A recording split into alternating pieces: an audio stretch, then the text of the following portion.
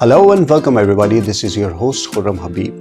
South Africa have beaten India in the first test on a wicket which was tailor-made for them to lose.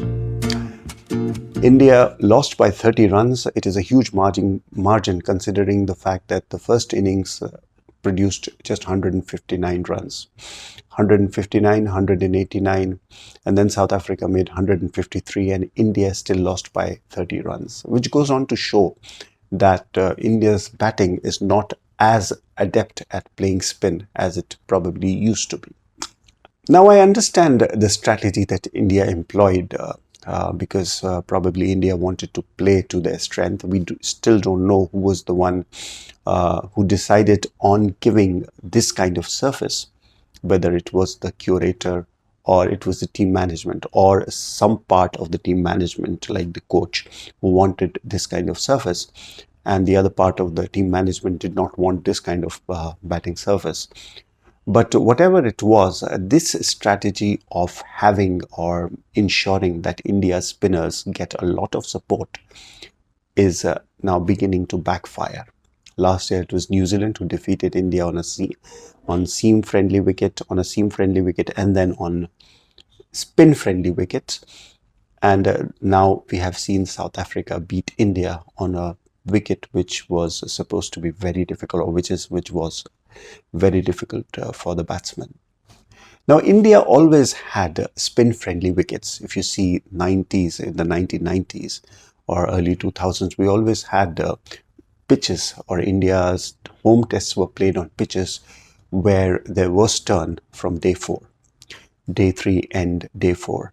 But in 2015, when Virat Kohli took over captaincy for the first time and Ravi Shastri was the coach, they decided to surprise the opposition team. And it was South Africa only who Kohli and Shastri combo played for the first time. I mean, this was the first time that Kohli was captaining as a full-time captain in a series, and he decided to dish out pitches that would turn from day 1. It caught South Africa by surprise, as it did other teams, because and that was the strategy that India employed over the next few years, winning home series after home series, as Ashwin and Jadeja kept collecting wickets by a bucketful.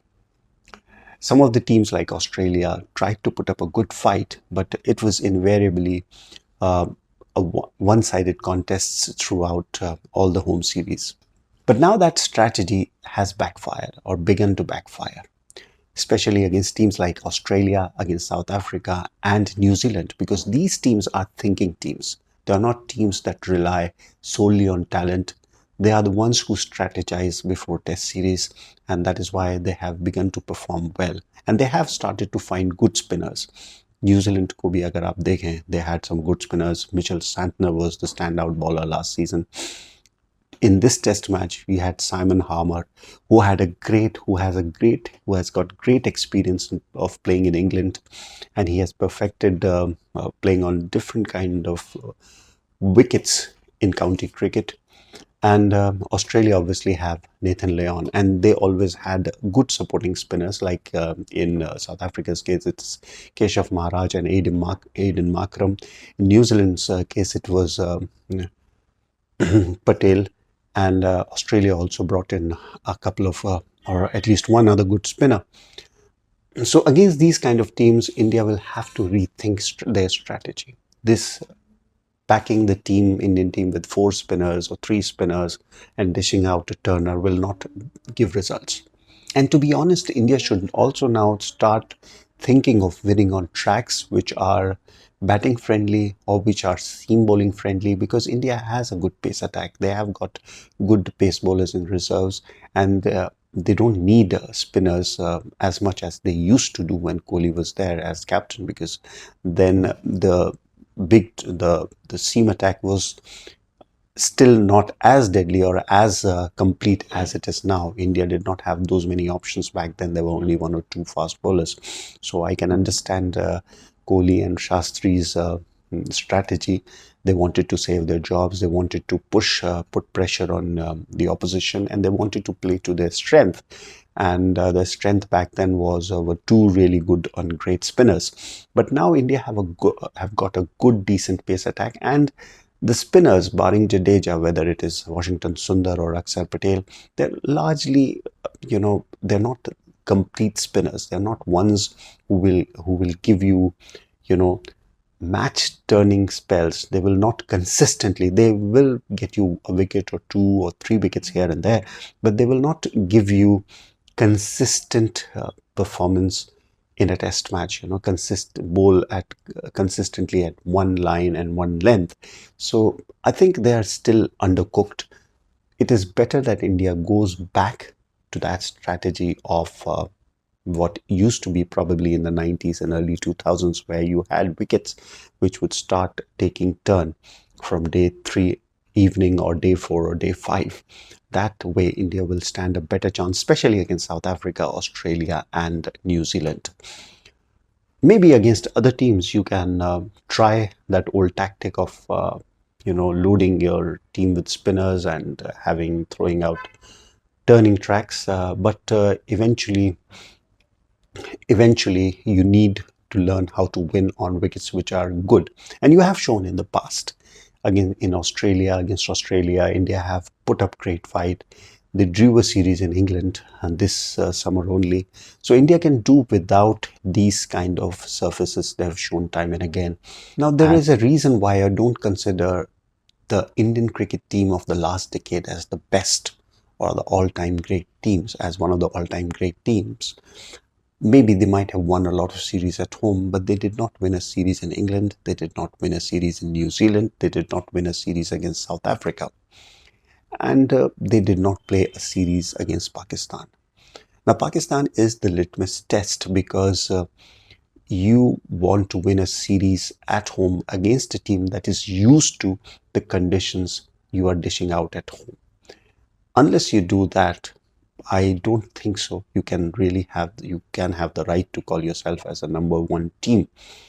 And obviously, India did not win in many other countries, like I mentioned, New Zealand, South Africa, and England. So to be the number one team, you need to dominate. You at least win series abroad. Another surprising thing I found in today's test match was Washington Sundar's promotion to number 3. Washington Sundar को number 3 पे खिलाने की strategy I understand that there has been a lot of call. I myself have written it at least twice that Sundar should be promoted up the order. In fact, I had suggested in one of the articles that he should bat at number 3. But after watching today's performance, I think it is a little bit too early to give him that responsibility. India have tried several names at number 3, whether it is Karun Nair, Sai Sudarshan, to name a few. And now they've tried Sundar, because there is no doubt that Sundar is a technically correct batsman. He has batted for his club in Chennai as an opener. He knows how to play the new ball. We've seen that time and again. But if you see his innings today, his innings was, it was all about blocking. You're chasing a target of 123, and you have not shown the intent to score runs, especially when others are struggling to get runs away. And usually we have seen that number 3 are aggressive batsmen, whether it was Vivian Richards. Whenever he batted at number 3, was the aggressive kind. In fact, Richards was aggressive anywhere he batted. And Gundappa Vishwanath, he was a free scoring batsman. Ricky Ponting was an aggressive batsman. So this whole concept that everybody should fit into Rahul Dravid's mold and just keep blocking, I think it is wrong, because Rahul Dravid himself was a very good player of spin, and he knew how to rotate strike, which Washington Sundar was failed to do today. And that, I thought, was one of the reasons why Indian batsmen were not able to, go to that target, because on this kind of a surface, if you are playing so many balls and you're just blocking, I think there is a lot of pressure that is built on the batsman at the other end. Now, I am saying this as an observer. I know the playing on the field is a very difficult thing, and the way South Africans were bowling, it may have been difficult, but at least there has to be an intention to score runs. And when you are changing and chipping on the side, and you're bringing in number three after number three, and you're bringing batsman after batsman at number three, then it puts the pressure on the batsman. You need to give batsmen long run. And that is what Gautam Gambhir's team management has failed to do. They have not. Initially, it was Shubman Gill who was batting at three, but then because Kohli retired from Test cricket and somebody had to bat at number three, number four, Gill moved to that position. And after that, India have been trying several names. You need to give whatever batsman you're trying a long rope. I would have liked to see Karun Nair bat at number three because he's got soft hands. He's got some real good batting technique. Failure in England, where you are facing, you know, where you're coming back after a long time and you're trying to fight for facing the pressure of keeping your place in the team. I mean, that should not be counted as a failure, those performances. He did bat well and he showed that he has the ability, and I think he should have been given a home series to prove himself. There is another batsman, Shreyas Iyer. You have ignored completely the Indian team management. He knows he's a better player of spinners than most of the players in this team. You have ignored him. Sarfaraz Khan is another name who's scored tons of runs in domestic cricket, but you have not given him the opportunity. So you are picking and choosing, packing size according to whims and fancies. You want to pick a team which can take 20 wickets, but you also need to realize that there have to be good batsmen who can turn the game around. You know, you don't have Rohit Sharma anymore. You do not have Virat Kohli anymore. And Shubman Gill himself got, I mean, we were expecting him to perform, but unfortunately he got injured. But Shubman Gill himself is wet behind the ears. I mean, a lot of people have criticized him of being a flat track bully. And he needs to prove himself on difficult wickets to really be considered as a reliable batsman in the Indian batting lineup. Yashasvi Jaiswal is an aggressive batsman, but he also needs to prove his performance over a period of time. That leaves us with KL Rahul, who is the only experienced batsman who you can, rely on playing on turning tracks against good quality spinners. So I think the Indian team management and the selectors have made or erred in picking the team and picking such a team and ignoring some real good players who were there in the midst, whether it was Shreyas Iyer or Karun Nair or Sarfaraz Khan. And at least two of those batsmen should have been there in this squad. Now, India move on to Guwahati.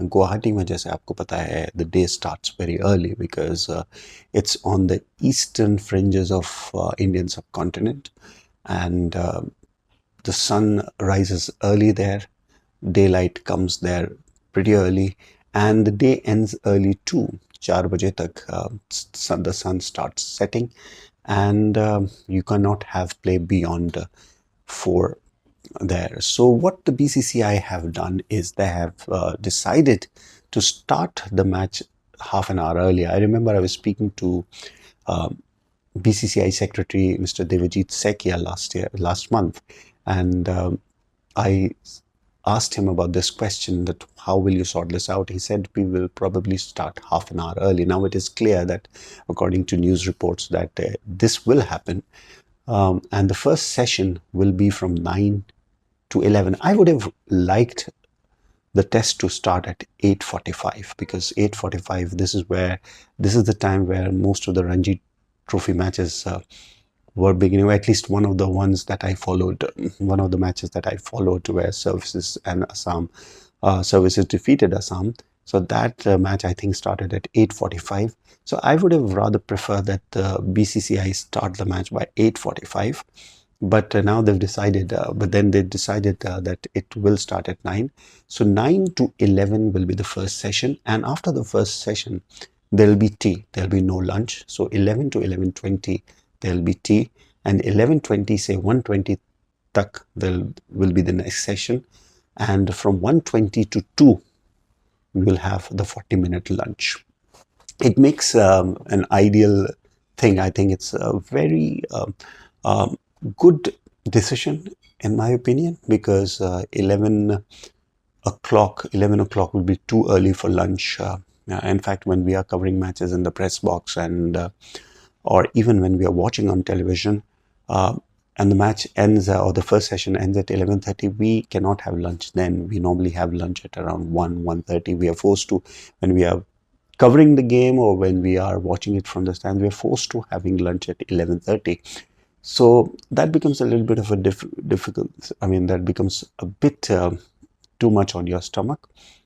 So I think this is a good strategy, and BCCI should think of implementing this in the test matches that start at 9:32. So they should have tea from 11:30 to 11:50, and then 1:50 they should announce lunch from 1:50 to 2:30.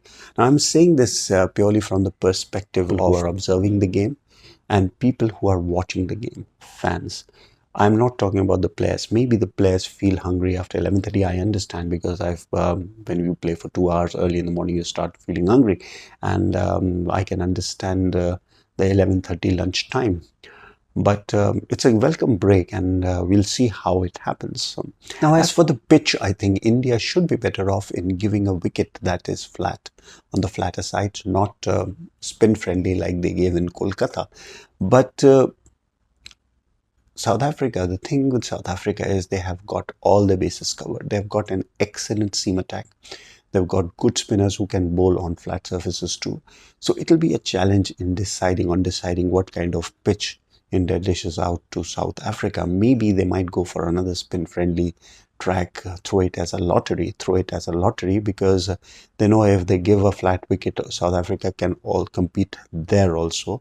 And India do not have, at least this batting lineup does not have the reliability, or it's not as reliable on most of the wickets as the previous one was.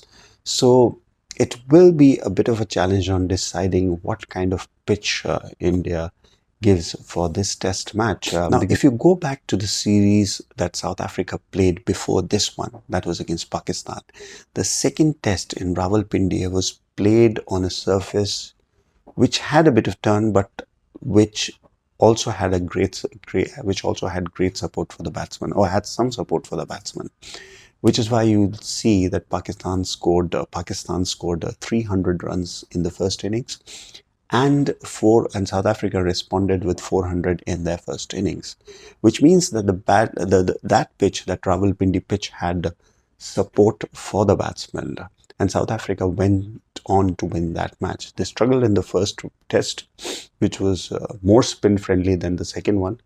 So India might be looking at that situation also. And South Africa defeated Australia on a good batting surface in the World Test Championship final in England, and that again would be on the back of the mind of the Indian team management. And when they go to Guwahati, this will be a challenge, whether to give a spin friendly wicket or to give flatter wicket.